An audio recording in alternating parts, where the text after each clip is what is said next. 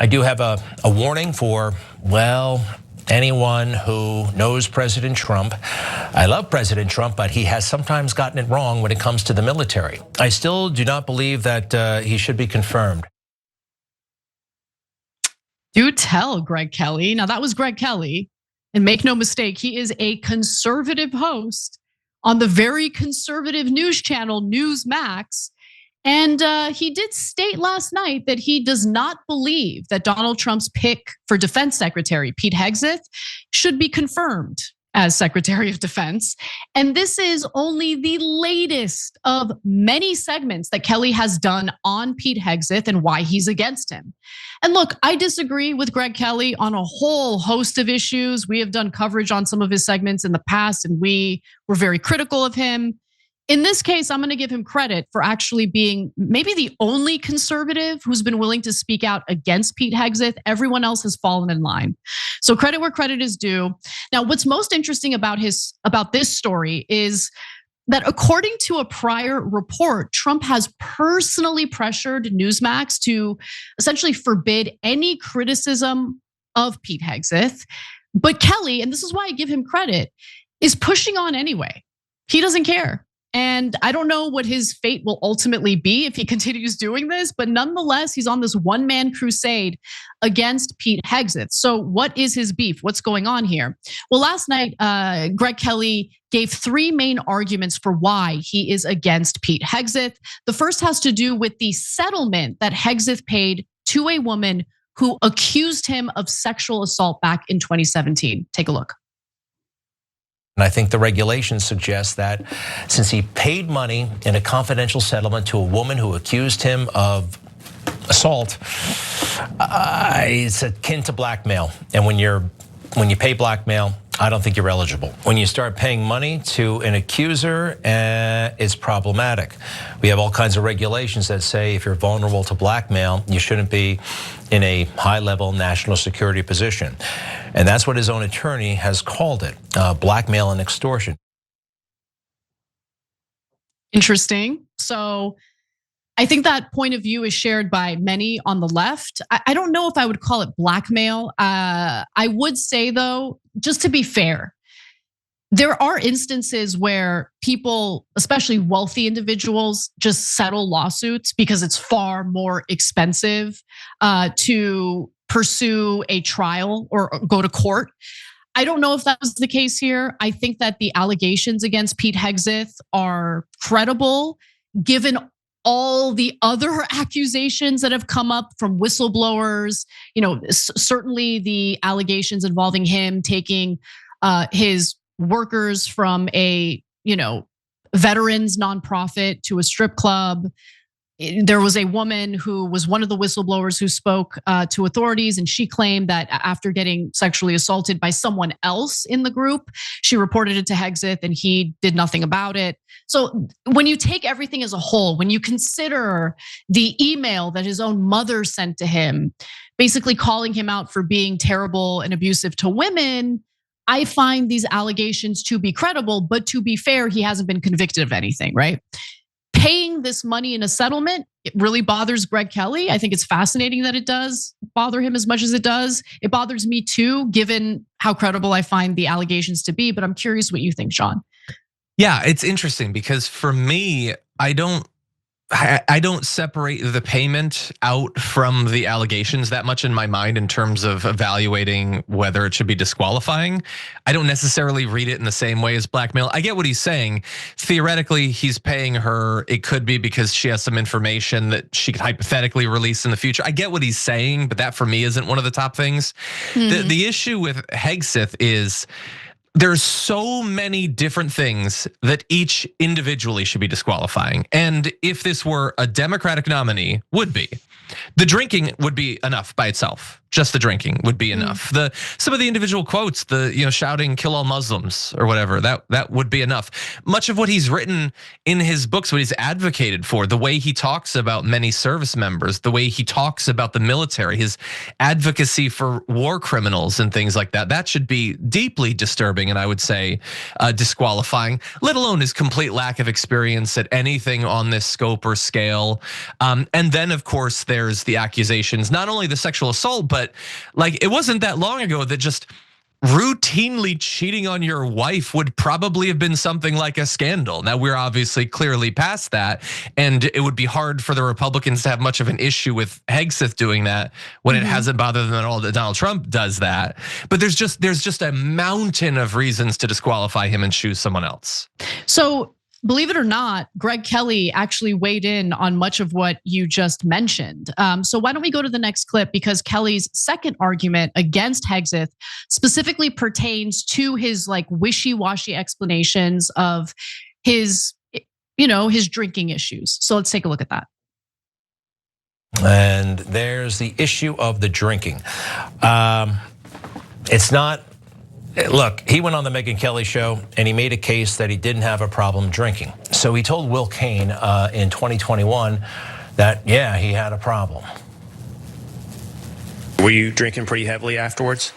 Oh, yeah. I'd look around at 10 o'clock and be like, what am I going to do today? How would I drink? Some beers. How about I go have lunch and have some beers? How about I meet my one or two buddies and have some beers? And one beers leads to many. There's a discrepancy here, all right? So look, he made those comments in 2021, as Greg Kelly noted. I actually disagree about never allowing someone who had issues with substance abuse in these positions, because I think people can overcome addiction, overcome alcoholism.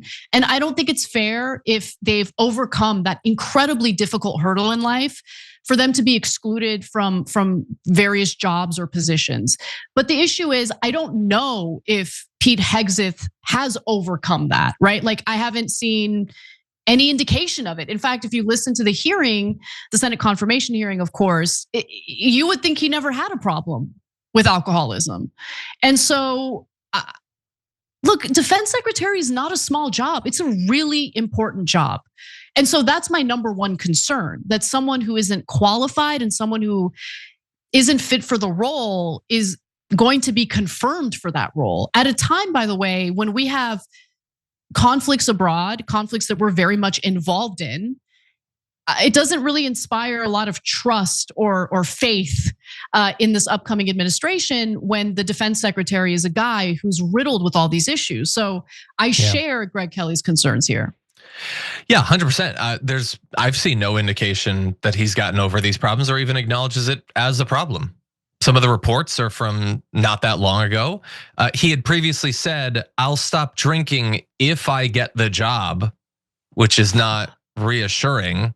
Like, you have a problem, and if I get something good in return, I'll put aside this addiction that I've struggled with for years and years and years. And then when he's asked by Senator Hirono in the hearings, so if we discover that you've been drinking, will you resign from the position? And he refused to admit it, which shows to me that like he's not even in his mind, he's already failed at his vow to stop drinking. And so I agree, if somebody has struggled with this sort of stuff and gotten past it, that can actually be a sign of great willpower or fortitude or whatever, a lot of different things. But he has not actually owned up to basically anything.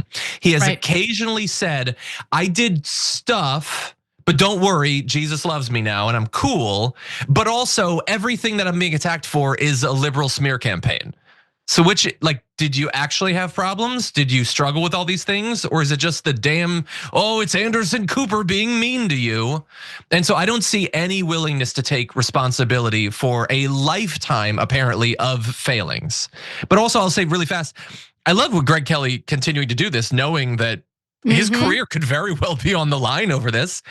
It's fascinating. We so rarely get anything approaching honesty out of these people.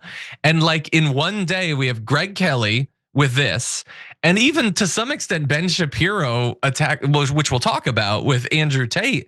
It's like, oh, look, they can be human from time to time. I like those reminders.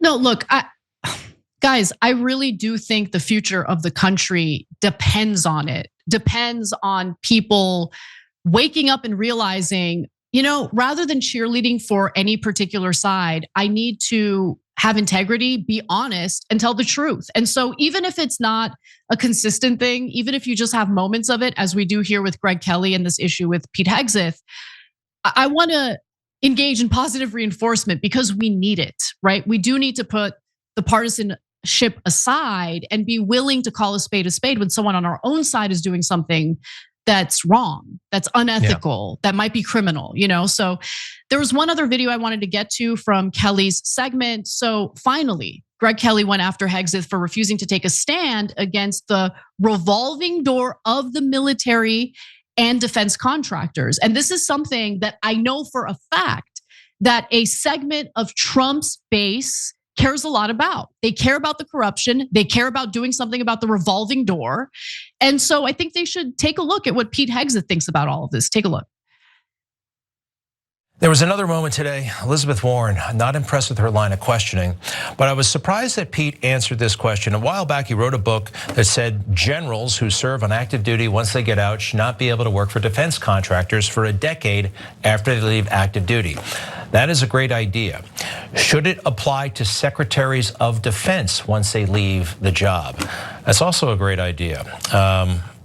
Let's listen. Will you put your money where your mouth is and agree that when you leave this job, you will not work for the defense industry for 10 years? Senator, it's not even a question I've thought about. You're quite sure that every general who serves should not go directly into the defense industry for 10 years? You're not willing to make that same pledge? I'm not a general, Senator. All right, she's obnoxious. It was a clever answer in the moment, but that would have been great. That would have been groundbreaking and game-changing. All these secretaries of defense, almost all of them, go into the defense industry, and that's how a lot of corruption happens. That is one of the swampiest things out there.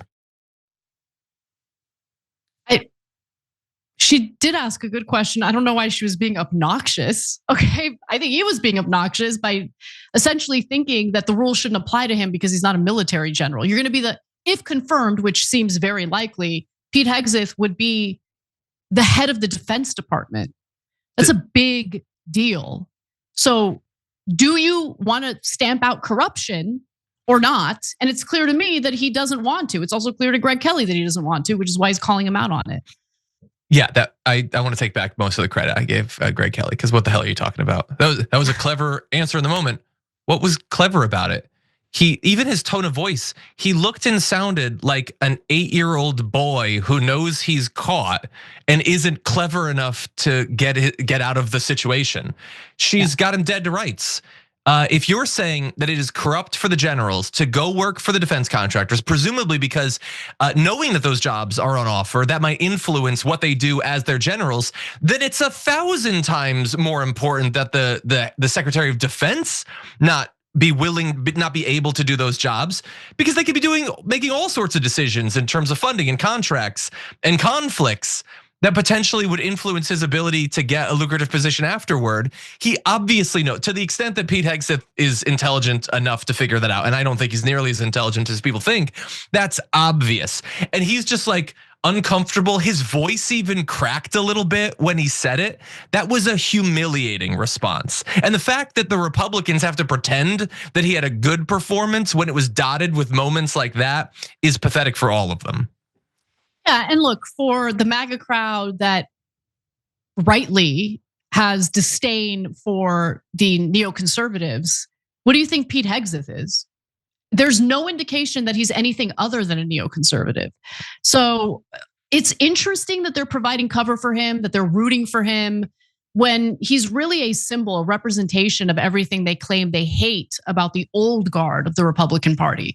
And so we'll see what happens, but I'm not going to take credit away from Greg Kelly, even though that last video, had some issues with it, because he is doing something that's brave in the context of criticizing a major Trump nominee when Trump himself, according to reports, called into Newsmax, spoke to the executives there, and specifically said, stop Stop criticizing Hegseth. So Newsmax denies this. So Mr. Ruddy, who's the head of Newsmax, says President Trump never called Mr. Ruddy about the Hegseth nomination, and he never expressed dissatisfaction with Greg Kelly's show in any way. But again, Mediaite reports otherwise. Newsmax chief operating officer Elliot Jacobson convened staff at its New York headquarters to issue guidance in what one source described as an aggressive, panicked tone. Jacobson said that on-air coverage of Hegseth needed to focus on the positive, the source said. Jacobson told staff that if guests bring up Hegseth, hosts should explain to viewers that the claims against him are allegations and then pivot. Any issues following this will result in termination, which is why, again, considering that this allegedly happened, Greg Kelly deserves some credit for continuing to take jabs at Hegseth. It takes a lot of courage to do that, knowing that there's some likelihood you could lose your job. Hey, thanks for watching that video. We really appreciate it, guys. And we appreciate it if you become members, because that allows us to be independent, honest, progressive, all the things that you don't get from corporate media. And all of that is because of you guys. Hit the join button below and become one of us. Become a young Turk.